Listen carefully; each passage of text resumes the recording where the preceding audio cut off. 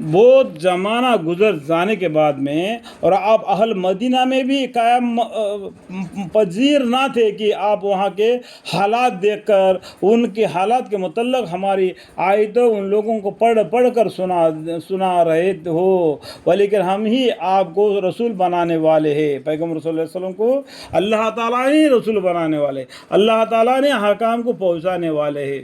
سب کچھ کرنے والے کون ذات ہے؟ ایک اللہ ہے۔ اور آپ اہل مدینہ میں بھی قیام پذیر نہ تھے کہ آپ وہاں کے حالات دیکھ کر ان کے حالات کے متعلق ہماری آیات ان لوگوں کو پڑھ کر سنا رہے ہو، لیکن ہم ہی آپ کو رسول بنانے والے ہیں۔ اور اسی طرح آپ طور کی جانب غربی مذکورہ میں اس وقت بھی موجود نہ تھے جب ہم نے موسیٰ علیہ السلام کو پکارا تھا، لیکن اس کا علم بھی اس طرح حاصل ہوا کہ آپ اپنے رب کے رحمت سے نبی بنائے گئے۔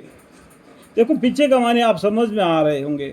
تو اللہ تعالیٰ ہمارے پیغمبر کو بولتے ہیں تاکہ آپ ایسے لوگوں کو ڈرائے جن کے پاس آپ سے پہلے کو ڈرانے والا نبی نہیں آیا۔ کیا عجیب ہے کہ نصیحت قبول کرے، یعنی قرآن کے ذریعہ ان لوگوں کو ڈراؤ جن کے پاس آپ سے پہلے کوئی ڈرانے والا نبی نہیں آیا۔ لیکن بہت سے نبی آئے، لیکن ہمارے یعنی موسیٰ علیہ السلام کے بعد میں بھی بہت سے نبی پیغمبر آئے، لیکن کتاب توریات ہی رہا۔ جب عیسیٰ علیہ السلام آئے تو انہوں نے انجیل لے آیا۔ انجیل لانے کے بعد میں ان لوگوں میں نفرت پیدا ہو گئی۔ وہ تو یہودی ہے جو عیسیٰ علیہ السلام پر ایمان لانے والے، موسیٰ علیہ السلام پر ایمان لانے والے یہودی ہے۔ ان لوگوں نے توریات کو نہیں چھوڑا، ہم اس کو نہیں چھوڑیں گے۔ لیکن عیسیٰ علیہ السلام نے بولا بھئی وہ کتاب کو ابھی رہنے دو۔ بہت سی کتابیں اللہ نے نازل کر دیا، بعد میں اس کے بعد میں ان کو مانو، اس کو مانو، ان کو مانو، جیسا کہ حکم جیسا کہ تبدیلی ہوتے رہے گا، اللہ کا حکم کو تم لوگ مانو۔ تو ان لوگوں نے انجیل پر ایمان لانے سے انکار کر دیا، اس لیے عیسیٰ علیہ السلام کے وہ دشمن بن گئے اور ان کو ماننے کی کوشش کرنے لگے اور ان کو سولی چڑھانے کے لیے کوشش کیا۔ لیکن اللہ تعالیٰ نے بولتے قرآن میں عیسیٰ علیہ السلام کو ان لوگوں نے سولی پر نہیں چڑھایا، نہیں ان کو سولی پر لٹکایا، لیکن ان کو اشبہ ہو گیا۔ ایک اس کے اندر کہ کیا عجیب تھا وہ اللہ ہی بہتر جانتا ہے کہ وہ لوگ غلط باتوں میں پھیلائے۔ لیکن بہت سی جگہ پر یہاں پر لکھا ہے کہ ہم یعنی عیسیٰ علیہ السلام کو ہم آپ کو آسمان پر اٹھا لینے والے ہیں۔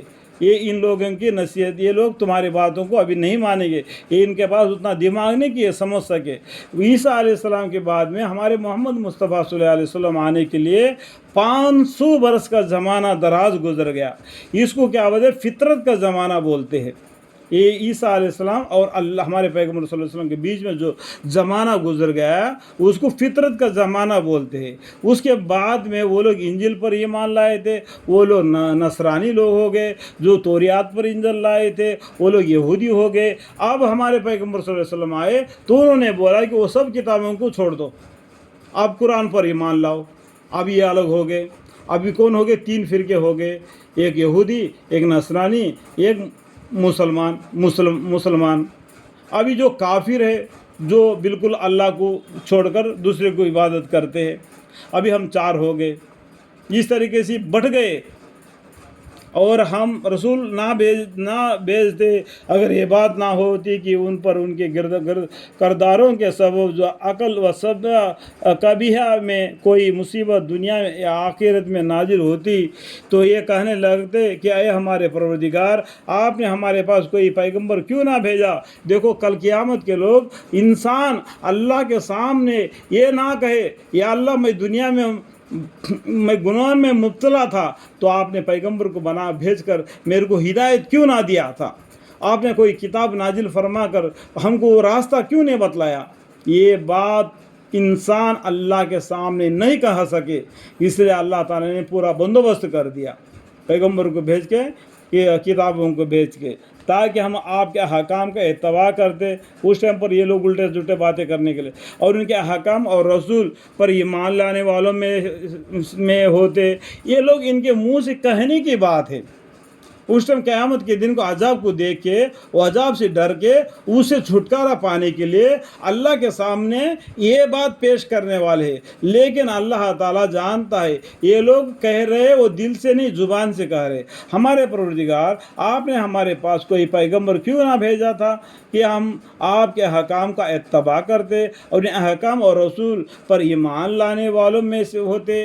اس طریقے سے یہ کہنے کی بات ہے منہ سے، لیکن ان کو دنیا میں بھیج بھی دیا پھر بھی وہی کام میں رہیں گے جس میں وہ پہلا مشغول تھے. ان کے دل جھکنا چاہیے اللہ کے سامنے، گردن نہیں، گردن جھکنا نہیں، اللہ کے سامنے دل جھکنا چاہیے.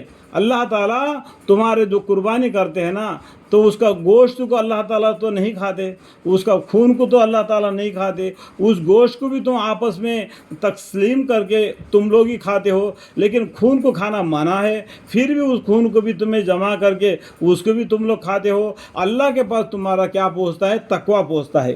کس نیت سے اس نے قربانی کی، کس نیت سے اس نے قرآن پڑھا، کس نیت سے اس نے نماز پڑھا، کس نیت نے یہ کام کیا، اس کا اللہ تعالیٰ نیت کو دیکھتا ہے، اس کو دل کو دیکھتا ہے. تمہارے چہرے کو، تمہارا بدن، کپڑوں کو یہ نہیں دیکھتا.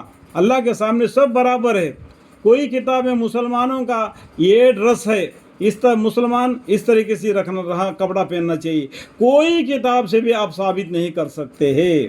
اور داڑھی رکھنا حدیث کی میں پیغمبر صلی اللہ علیہ وسلم کے طور طریقے میں آتا ہے، لیکن قرآن میں برابر تم داڑھی رکھو کر کے حکم کے طور پر قرآن میں تو نہیں آ گیا، لیکن حدیث میں آیا یا اطیعوا اللہ و اطیعوا الرسول. رسول صلی اللہ علیہ وسلم، اللہ کے اطیعوا اللہ مطلب قرآن، اطیعوا الرسول مطلب حدیث. صحیح حدیث قرآن کے بعد پڑھنے والے کتنے ہیں؟ 6 حدیثیں ہیں. وہ 6 حدیثوں میں ہم دیکھیں گے تو وہ حدیثوں میں لکھا ہوا ہے داڑھی رکھنا. اللہ تعالیٰ سب کو سمجھنے کی توفیق عطا فرمائے.